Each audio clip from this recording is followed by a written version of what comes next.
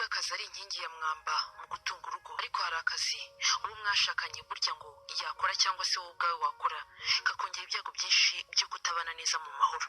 Ikinyamakuru The Huffington Post giherutse gushyira hanze urutonde rw'akazi kashyizwe hanze n'abashakashatsi bakoze ubushakashatsi ku bigendanye n'imibereho ya muntu ndetse n'uburyo abantu bashobora kubana ndetse n'ibyakongera gutandukana kwabo bitewe n'akazi.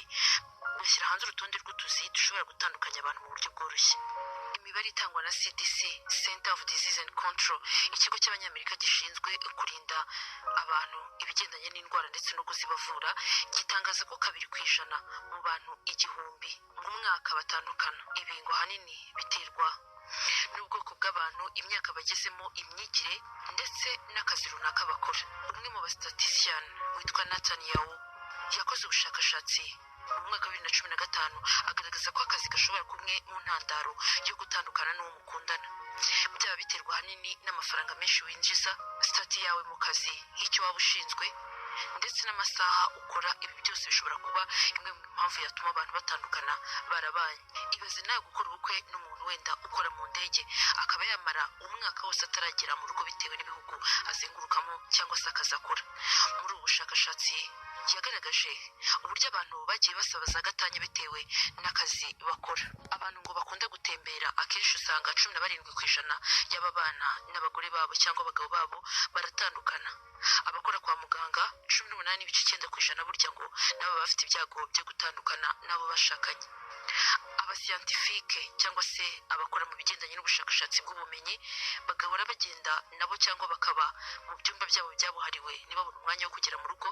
19% burya ngo batandukana nabo bashakanye.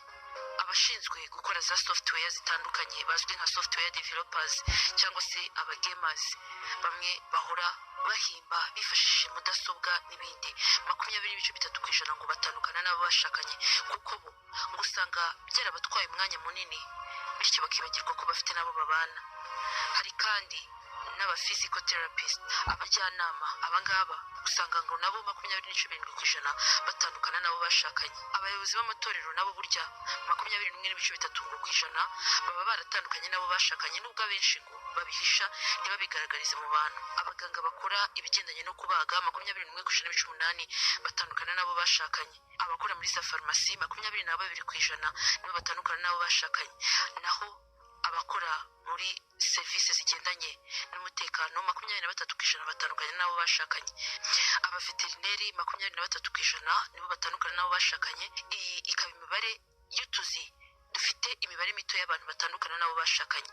Utuzi rero noneho dufite imibare minini harimo nk'abantu bakora mu tubari bafite 52.7%, abagenda mu ndege bafite 55.5%, abakoresha imashini zo mu nganda bafite 51%, abashinzwe kwamamaza bafite 49.2%, abakora utuzi two kwitaba amatelefoni 47.8%, abakora za massage mu mahoteli ndetse no mu tubari bafite 47.8%, ababyinnyi bo mu tubari ndetse n'ahandi bafite 46%, abatwara za ambulance bafite 46.3%, ndetse n'abatayeri bafite 46.5%.